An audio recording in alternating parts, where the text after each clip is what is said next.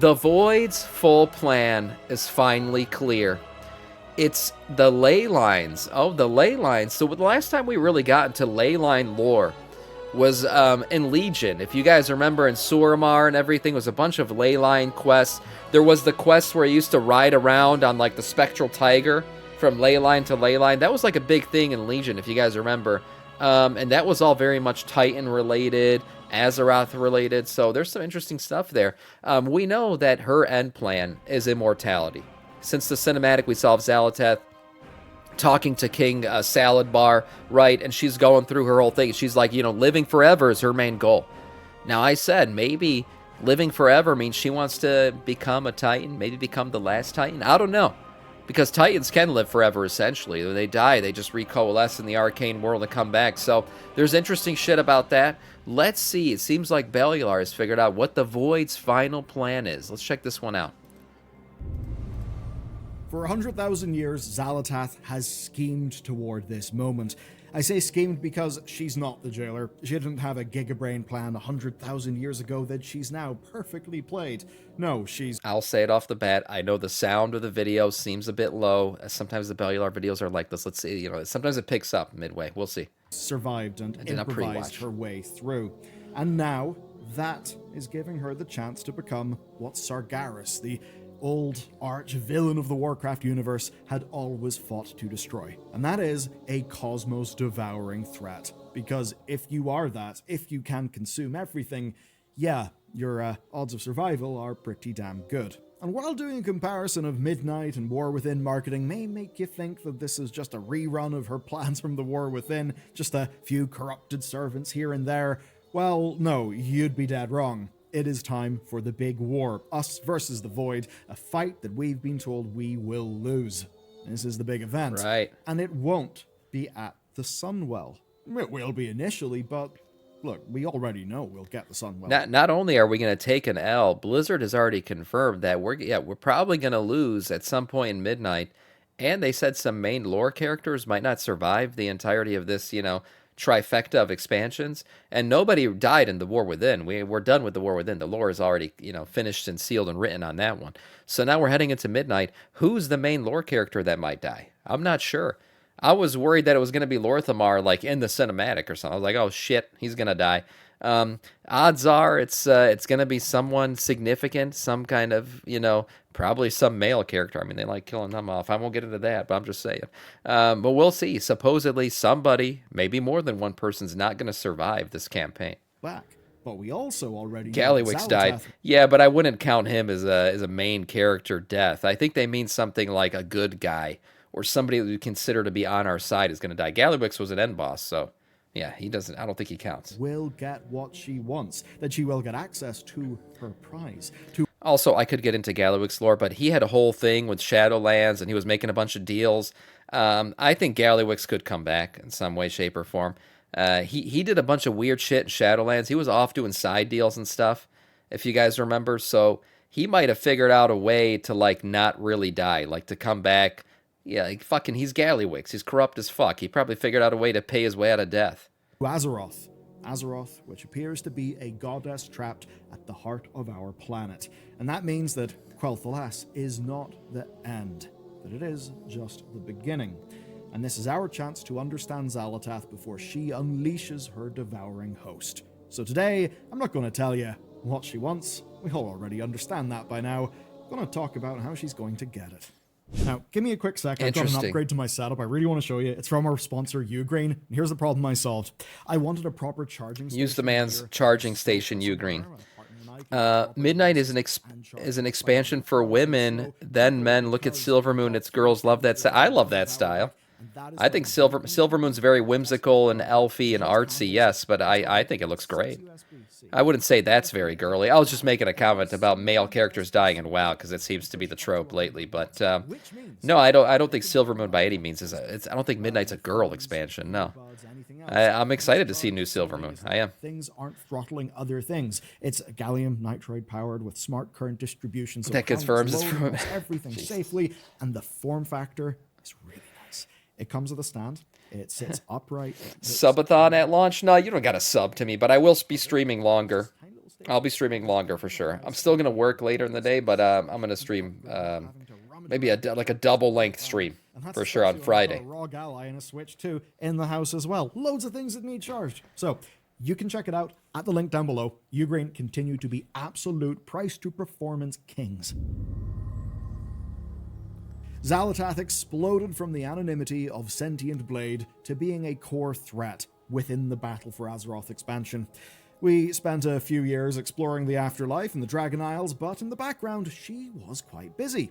Unlike the primal incarnates who seem to appear out of nowhere, the Void Corrupted... Yeah, I know the volume's janky. I have it turned up all the way. It's just, it is what it is. The Bellular, for whoever his editor is, keeps uploading videos at like weird volume ratios. Sometimes they're low, sometimes they're high. I can't figure it out. Cultures of Khazalgar had a source. Scratch the surface, and it was clear that Xal'atath had sunk her fangs in deep, probably while we were gallivanting around with the Chuckler Zoval himself. The Nerubians, Halofal's Order of Night, the Scaradin, it all had a point. Xal'atath has been doing one thing since Battle for Azeroth. Let's go through it. She gained the essence of Galakrond. She slurped up Dalaran's arcane energies, telling us that she would make better use of its power than we would. She consumed Belladar's shadow energy, and then there was that big trap under our feet. You know, Khazalgar being filled with old god blood, literal remnants of their former infestation of the planet. Go back to the Mists of Pandaria logic, and you can infuse that stuff with negative emotion, which is why she destroyed Dalaran and gave us that fake-out Khadgar death, leaving us with only one. One thing about destroyed Dalaran, and maybe I'm getting ahead of myself here, you know, Midnight, we're about to start that expansion, but I was thinking, and somebody mentioned it to me before, the last Titan, we're going back to Northrend. And what was the city the last time that we were in Northrend that was the capital?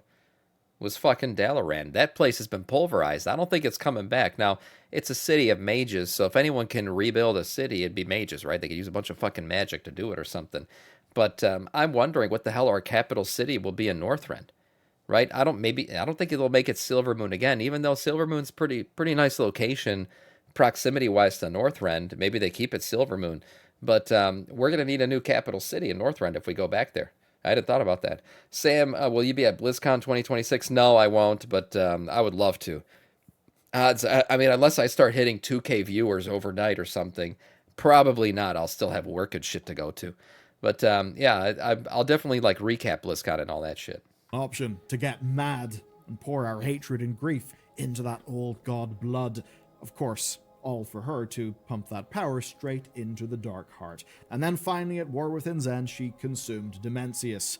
Yes, he was the great devourer, but in reality, he had been sitting on Xal'atath's throne, inadvertently waiting for the true might of the Void to rise, that being her.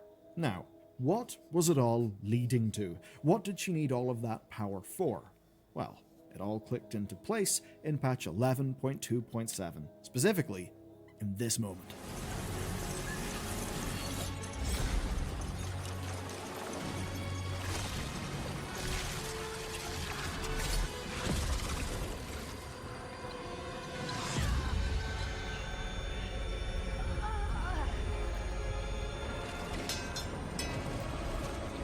Yeah, she used all the power to summon this giant Void Spire. And that's the main zone that we're going to go to at the end of Midnight. It's called, the fuck is it, Void something? Whatever it is. And yeah, there's this giant Void Spire. We don't really know what it does yet. But she used all the power. We're talking about power of Galakrond, power of Demencius, and power of everything else. She's power of Dalaran. She sucked up all these people, sucked off a bunch of ethereals too into it. So I said it that way on purpose. Yeah, so all this power was needed to create this freaking Spire of Void. I don't know what it's going to do, but it must be powerful, because it took a lot of power to make it.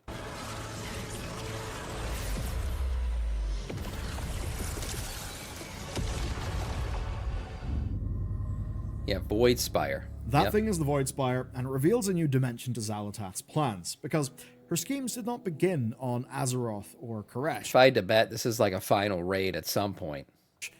I mean, it is. It is a final raid, but right now we have the Void Spire raid, and we're probably going to lose at some point in that one. Right now, the final raid of the first season of Midnight is Quel'Danas, right? That's going to be our final raid. So we're going to do something with the Sunwell, whatever happens there. But this thing, I don't think we're going to destroy it in the first season. It's probably going to play until the end of Midnight. Began a long time ago on her homeworld, when she basically realized that she needed to take in the power of the Void and somehow use it to survive. Wormrest Temple could be the city, true. To is Voidstorm. It's the fourth new zone of Midnight, and there she's meticulously built two things. First, an aristocracy of the Void, one that is led by Imperator Aversian. Yeah, I said this. So look at this thing about the Void, right? The Void is very, unorderly, running around, doing its thing. Even the old gods, there was no true order to them, right? They got flung out into the universe. Some of them landed on Azeroth, and they disobeyed the Void, right? Because they kind of have free will. That's one thing that's different about the Titans and the Void, is the Void kind of does whatever the fuck it wants. It just devours, never-ending hunger, no real, rhyme or reason to what it does. And then the Titans are very orderly. Everybody, everything's one mind, kind of hive mind mentality. But now Xal'atath shows up and she's created this hierarchy where these guys are like the generals and the commanders of this Void army that she's now leading. When's the last time that we saw a all-powerful figure? Let us lay waste to this realm. Pork Chop, thank you for the follow, man. Welcome to our Scourge, man. The volume from the video, and that was such a big difference. Basically, the last time that we saw an all-powerful being control something that was once, kind of out of control was Sargeras, right? He did the same thing with the Fel. Very unorderly, just fucking demons running around doing whatever the fuck they want. Big orgy parties and everything. And then Sargeras shows up and orders everything, creates commanders, pit lords, all this other shit, creates a hierarchy, and then turns them into an army that he could use to, do whatever his bidding was. Xal'atath's doing the same thing with the Void, which is what I found very interesting. I'm like, man, she's kind of acting like a Titan. She is. She's bringing order to a very disorderly thing. So it's interesting. I wonder if there's something to be said for that. I wonder if it's a little foreshadow of her end goal, maybe to become a Titan. I don't know. But there's some weird shit going on there, for sure. I would think if she wants to become a Titan or whatever, then it has to do with Azeroth. Maybe she wants to possess Azeroth's world soul. I have no idea. But we know her end game has always been immortality. We do know that. He doesn't want to consume reality like his boss. His goal is the total annihilation of all life. Brutal ethic installed from the top. The second thing she has built is the Devouring Host, an army strong enough to challenge Zalot over on Azeroth. Now, she needs a gate to unleash all of that brutality on Azeroth. Now, Yria is brought to Voidstorm and then forced to watch as Xal'atath uses the power gained in the Darkheart to open that portal. Right. Basically, a big old spell designed to drill the veil between Void and our reality, opening a gate over Silvermoon, which is what we see in the Midnight Cinematic. Now, in Midnight, makes sense. Gate is open. We've been alerted. Yet, we rush towards Silvermoon, and as we do that, Xal'atath has been working her magic in the background. She's been laying traps and corrupting mortals, effectively laying the groundwork for her Devouring Host's invasion. All for one A while purpose. back, when she was trapped in the dagger, she was used as a sacrificial dagger by the Pale Orcs of the Twilight's Hammer clan. Now, the Old Horde's defeat transformed that clan into what we now know in World of Warcraft, the Twilight's Hammer cult. And we had thought that they were defeated with the end of N'Zoth, but no, not all of them were dead, and it seems a bunch of them were just waiting. And they've been waiting for this moment since the Void first whispered the Hour of Twilight to the Pale Orcs on Draenor. They've pledged themselves to Xal'atath, they now call themselves the Twilight's Blade, and they are far from destroyed. From Stormwind's Old Town to Orgrimmar Shadowcleft, the Twilight's Blade infects the mortals, turning even more to Xal'atath's service. And throughout Quel'Thalas, we will find Blood Elves who have heard the call and will forsake their own people and the Sunwell. But it doesn't stop in Azeroth. Let's look back to the Void Spire, where we see that Xal'atath's words corrupted the Red Dragons Veilgor and Ezorak, because they now serve as Void Dragon Guards in the Void Spire. And within the Void Spire, we will find, of course, Salhadar, once king and high priest of the Ethereals. For a king, this guy really does like to serve. He really does, man. He bent the knee to Demancius. Now he's bending the knee to Xal'atath. And it's like, what the fuck? What kind of leader is this guy? This guy just loves to fucking let other people take the lead. Now, he's like a glorified manager, like what, in a corporation where the fucking manager does absolutely nothing other than suck the D of the freaking of the director level person. That's ridiculous. This guy doesn't do shit. Tortured by the Shadow Guard he once led. You may have seen the big cinematic with him recently. You see, he was Team Dementius, but it turns out being Team Dementius was, him backing the wrong horse. So Xal'atath offered him one of her classic Faustian bargains. Take my hand, and your people will no longer be slaves to the void. Instead, they will be transcendent in it. You see, just like the Ethereals, she was once immortal, and she just wants to do the same thing that Salhadar does, to survive. As it turns out, all of that stuff is true, and it was exactly what Salhadar needed to hear. But soon we'll find the reality he bought himself in the Void Spire, where he's being pumped full of void energy, perhaps tortured beyond recognition, and probably dreaming of a future for his people, or just, death. Probably gonna be another end boss that we're gonna fuck up. Just another pawn of Xal'atath's path to Azeroth. And you may think, of course he probably knew it would all go bad. Why would he agree? Well, I think the answer is already in the text. It's all about survival, and if he did not agree to join her, he would have died then and there. So why not take a punt in the future? Yeah, again, another, look into the mind of Salhadar. What, dying with honor or surviving as a servant? It looks like he chose surviving as a servant. What a bitch. Even if you're fairly sure it will be bad. Beta male where behavior. Where does all of this leave us? Well, we've got a devouring host waiting to be unleashed, a gateway into Azeroth for them to be unleashed through, servants on the planet. Basically, Salhadar's a cuck. That's what he is. He's the cuck lord. Exactly where she needs them. And in Voidstorm, a whole void-twisted planet bent to her will and with one mission: to invade. And in doing so, give Xal'atath the brief opening she needs to lock in her victory. But there's one piece of the puzzle that I haven't talked about yet, and that's Yria. But to understand how Yria fits in, and why she's inadvertently been serving Xal'atath this whole time, we need to know what Xal'atath actually wants.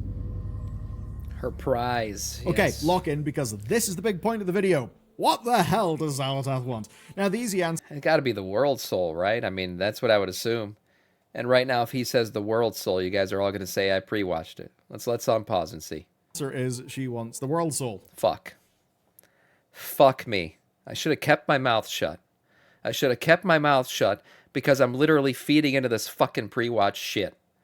I actually did not know he was about to say that. And again, if I had pre-watched it, and if I knew he was about to say that, I wouldn't have said it first. Because that would just fucking lead to you guys believing me, not believing me that I don't pre-watch this shit. So the opposite should be true. The fact that I just said it and then he said it should be proof that I don't pre-watch. But you know what? Fuck me. Fuck me. I let my mouth get myself in trouble all the time. I'm a fucking idiot. Damn it. But to just put it that way is thinking about things backwards. What she wants is to devour fucking until obvious there's answer. nothing left to consume. And Azeroth unlocks that. There's no greater meal, no greater source of power or central meaning in our setting. Good chat. Look at this. Azeroth and the rest will fall into place. But there's a more subtle truth about how she's actually going to do it. Because Azeroth has changed. Once it was just a planet for orcs and humans to fight over, then it was a sleeping titan. Then we understood that titan as a world soul, and that maybe a world soul can turn into a titan, but maybe doesn't always turn into one. Maybe they can be other things. But in this expansion, we find something called the Cradle of Alhara. Now, I started that by saying Uln, and you may remember the Rift of Uln. It's in the Storm Rage novel, but also it's where you fought Xavius in the first raid of the Legion expansion. And what matters here is that the Cradle of Alhara seems to be a physical place where Azeroth once existed. It seems to say that she had a physical form, and it was kidnapped from its cradle, turning it into the Rift of Uln. It was the Titans. A rift, right? Isn't a rift like a gap or an empty, like a void or something? And that is basically another definition for rift. So Rift of Uln means something used to be there. It's no longer there. It's empty. So that all makes sense. Yeah. I'm not reading your fucking messages, okay, guys? I'm not reading that shit. Took her. And that's a major roadblock for Xal'atath, because they stashed her away at the core of our planet in what we've come to call the World Core. The thing that Xal'atath wants, the physical form of Azeroth, is trapped in an immense Titan installation built by the Earthen of Khazalgar. And right at the bottom of the coreway, that big thing that you fly down in Dornogal, is seemingly Azeroth. But no one, other than the Titans, can influence her. And it seems that actually going all the way down the coreway to the actual world core is currently impossible. So, Xal'atath needs access.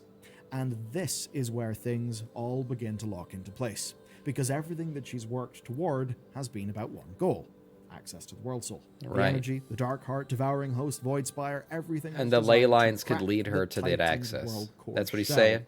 And that is where the Sunwell comes in, and one final unwitting pawn, Yria. Interesting. Okay, so we know two things. Azeroth is trapped in the World Core, and Xal'atath is about to attack the Sunwell. You might be thinking, what's the connection? Well, it may be going back, but we've actually been told. It's ley lines. We've been told numerous times that the ley lines are Azeroth's energy, kind of like the vessels that pump arcane energy. It's like the veins of Azeroth. Where it's cool is that in Season of Discovery, we discovered a trove of previously undiscovered lore. Xal'atath had been hunting light crystals like the one that we found in Hallowfall long before we even knew they existed. In Season of Discovery, we see that she has worked in the shadows of the Twilight. This is so cool, by the way, that Season of Discovery led to a bunch of actual discoveries for lore in general, because it is, in fact, the Season of Discovery lore is real lore. Like, it does relate back to the current game. So all of this Xal'atath lore that happened in Season of Discovery is actually us uncovering lore that exists in our world. We just hadn't known it before. I always thought this was a really cool play by Blizzard. Hammer at least as far back as vanilla, but some discoveries are only finding relevance now. Like, for example, the Warlock's Traveling Imp. Sounds weird, but let me explain. A new spell introduced that would send an imp across the universe to steal stuff. And it seems that that imp traveled to Voidstorm and brought us back something that Xal'atath had been studying. Check this out. It's a world core fragment, and it reads, quote, "Attempt to attune to a targeted ley line conflict." So that fragment attunes to ley lines, and it's proof that the world core directly links to the ley lines. Now zoom out, and you see ley lines connected to Titan machinery all over Azeroth. Right. From Ulduar to Uldum, the ley lines to the world core, they are all connected, and at the heart of the whole operation is an imprisoned world soul. Now think about the most powerful ley line sources. Suramar, Karazhan, where Dalaran once stood. I said, Suramar was a big part of the ley line lore for sure. And one of the most powerful of all, the Sunwell. Yeah, it's starting to make sense. Xal'atath is set to transform the Sunwell into the Darkwell, but that won't be the end of the story.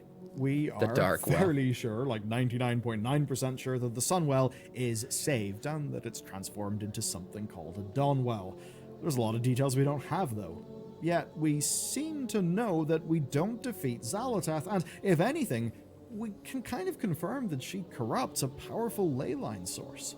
We've established that its energy feeds back into the Titan's World Core prison, where a sleeping goddess is waiting to be consumed. Now, how does she... So if you corrupt the ley lines, you corrupt the world soul? Is that the point of her plan here? Turn the key on that locked gate, and that's where I think Yria will come in. She wasn't the key or some butterfly waiting to lock the Void's plans into place. No, I think she was a pawn, and she played her part in things perfectly. On Argus, she consumed the Void Naru Lura, and ever since has been carrying it around within her. When she visited the Sunwell after Legion, Lura could not help but manifest the Void into That's true, and Blizzard emphasized the importance of this part of the quest because we just redid it through the Lore Walking quest line. So it makes sense that Lore Walker Cho would retell this story to us because Blizzard wants us to remember what happened here because it's about to be important again. That's a good point. I hadn't thought about that, but yeah, of course, we just redid this quest just the other day on stream. And it makes sense because this event where Yria interacts with the Sunwell and all this void shit all of a sudden happens probably is going to play a role going forward. Well, Chamber. It knew its destiny. It seemed to know that one day it would be used to corrupt the Sunwell, and Yria has struggled with the voices inside ever since. She believed they offered her power, but in the end, she was just a battery waiting to be spent. So that still is within her. I think that whenever Lura is dragged out, torn out of Illyria and unleashed in the Sunwell, I think then Xal'atath will have a direct connection to the world core. And while we're dealing with all the chaos on the surface, maybe she'll be sinking. Man, I could totally imagine that. Like, imagine Xal'atath beats the shit out of Illyria and then drags her, half conscious, over to the Sunwell and tosses her into it. What a freaking scene that would be. Like, she just literally beat the crap out of her, but left her conscious just so she can see how she was going to use her, because Xal'atath would totally do something like that. A lot of us would want to be, brought to near unconsciousness by Xal'atath. You got to get choked out and all that shit. I'm just saying, but I digress. And that would be a really cool scene, I think. Literally, she's almost dead, and she just grabs her and tosses her into the Sunwell and unlocks whatever the fuck she wants to unlock from it. Fangs into the last barriers between her and a weakened, frightened world soul. And while we're doing exactly what she knows we'll do, try to save the world, she'll be working on schemes that we will only fully understand once she has become what she wants to be, the Great Devourer. And remember this, Blizzard have basically said that we lose Midnight. We'll probably win at the start, right? Save the Sunwell. But yeah, they pretty probably. much said we'll lose Midnight. And right. We know that the Last Titan only happens because something goes on in Azeroth that's so bad that the Titans are forced to return. Yeah, I was going to say, in order for the Last Titan to occur, right, these Titans are lazy-ass bitches. For them to actually come back, that would mean the Void is, on the brink of victory. Like, they must have beat the shit out of us, and now, the Titans have always used us to protect Azeroth, basically, and we lose, so we can no longer protect Azeroth. Now the Titans got to come and be the heroes. Hey, doesn't somebody have a plan for that? Wasn't there somebody who was planning all along to use the Void to bait the Titans back over to Azeroth? Yeah? You guys remember his name? Iridikron. That's right, Iridikron from freaking Dragonflight. That was his plan all along. That's why he teamed up with Xal'atath. You remember, he doesn't trust the Void. He says, I trust its hunger. His whole point was to use the Void to bait the Titans out, so that way he could unleash whatever the fuck his gigabrain plan is to kill the Titans. But he can't kill them when they're all the way in outer space, floating around, having their little Titan orgy party. So he had to get them to come back to Azeroth. How's he get them to come back? We take an L to the Void, and now they got to show up to stop her from corrupting the world soul. Interesting. So, it's all but guaranteed that's how it's going to play out. Keep that in mind as you're playing through, and maybe when very good, bright, happy things happen, maybe think, probably more under the surface, and we're probably going to lose. Okay, I think that's the Xal'atath stuff you really need to know for this expansion. I think this will help you enjoy things and sort of see where the story's going. But if you want to see more and a full breakdown of that cinematic that I referenced earlier, with a whole bunch more detail, watch this video next. Interesting. Yeah. Nice video from Bellular overall. Interesting stuff. I totally agree with everything he said. I hadn't thought about the ley lines in a while, but for sure they're going to play a big role.